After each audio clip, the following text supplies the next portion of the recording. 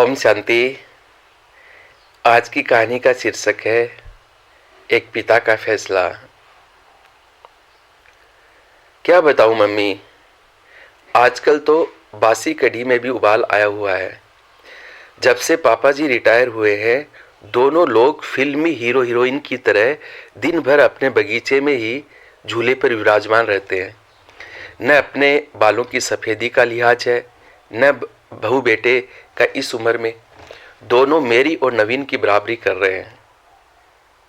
ठीक है माँ, मैं आपसे बाद में बात करती हूँ। शायद सासू माँ आ रही हैं। सासू माँ ने बहू की बातें कमरे के बाहर सुन ली थी, पर नज़रअंदाज करते हुए खामोशी से चाय सोनम को दे दी। सासू माँ बहू सोनम को चाय देने के पश्चात पतिदेव अशोक जी के लिए चाय ले जाने लगी। ऐसा देखकर बहू सोनम के चेहरे पर व्यंग्यात्मक मुस्कान तैर गई, पर सासू माँ समझदारी दिखाते हुए बहू की इस नाजायज हरकत को नज़रअंदाज करते हुए सिर झुकाए वहां से निकल गई। पति के रिटायर होने के बाद कुछ दिन से उनकी यही दिनचर्या हो गई थी।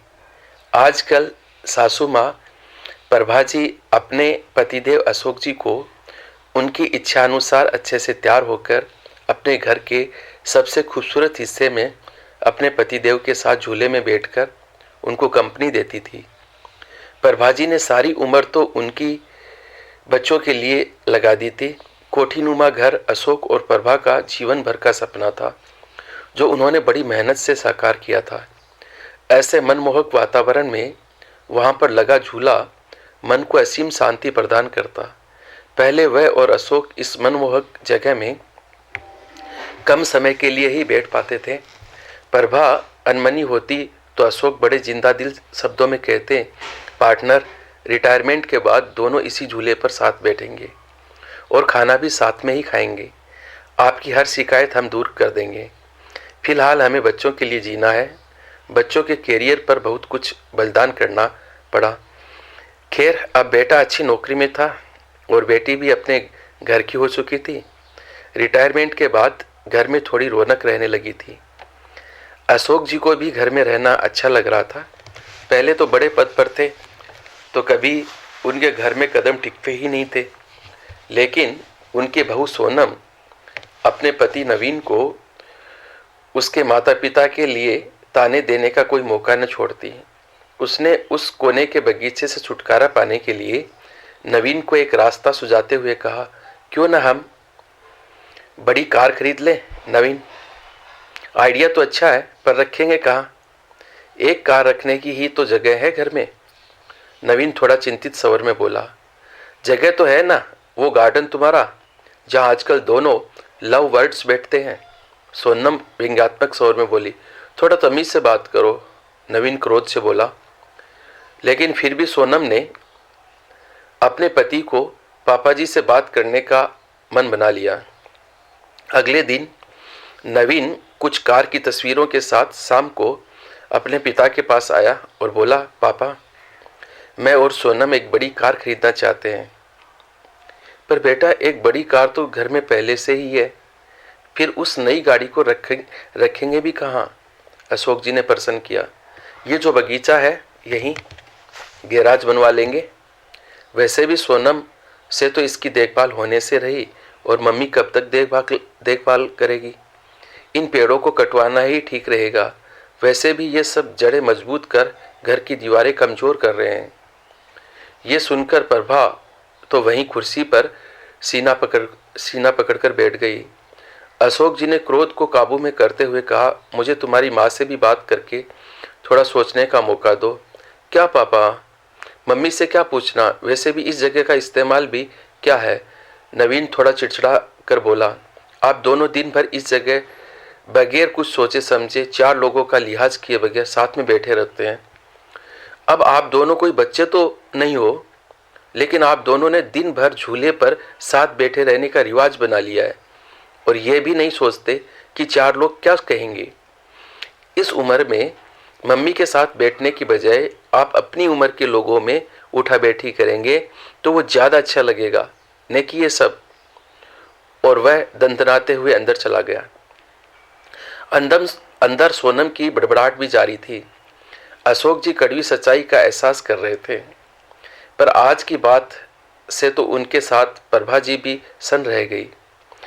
अपने बेटे के मुंह से ऐसी बातें सुनकर दोनों का दिल भर आया था और टूट भी चुका था। रिटायरमेंट को भी अभी कुछ ही समय हुआ जो थोड़ा सुकून से गुजरा था। पहले की जिंदगी तो भागम भाग में ही निकल गई थी, बच्चों के लिए सुख साधन जुटाने में। अशोक जी आज पूरी रात ऊहापोह में लगे रहे, कुछ सोचते रहे, कुछ समझते रहे, कुछ योजना बनाते रहे। लेकिन सुबह जब वे उठे तब बड़े शांत और प्रसन्न थे। वे रसोई में गए और खुद चाय बनाई। कमरे में आकर पहला कप प्रभा को उठाकर पकड़ाया और दूसरा खुद पीने लगे। आपने क्या सोचा? प्रभा ने रूहान से लहजे में कहा। मैं सब ठीक कर दूंगा, बस तुम धीरज रखो, अशोक बोले। पर हद से ज्यादा निराश प्रभा उस दिन पौधों में पानी देने भी न निकली और न ही किसी से कोई बात की।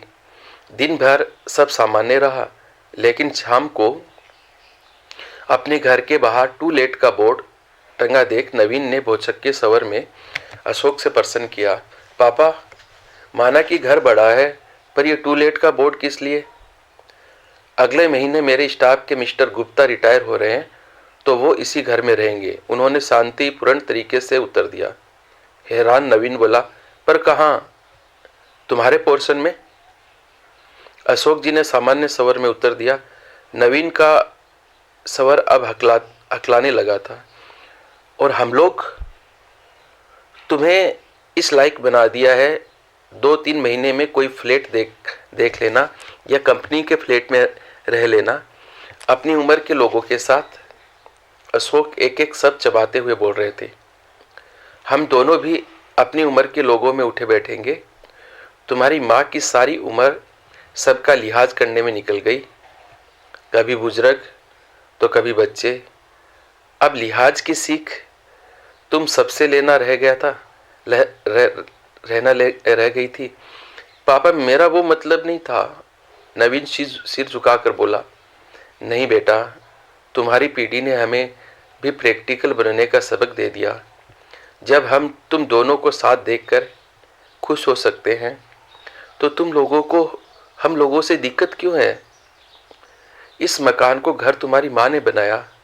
ये पेड़ और इनके फूल तुम्हारे लिए मांगी गई न जाने कितनी मनोतियों के साक्षी हैं।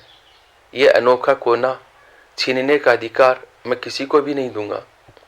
पापा, आप तो सीरियस हो गए। नवीन के स्वर में अब विनम्रता हो चली थी।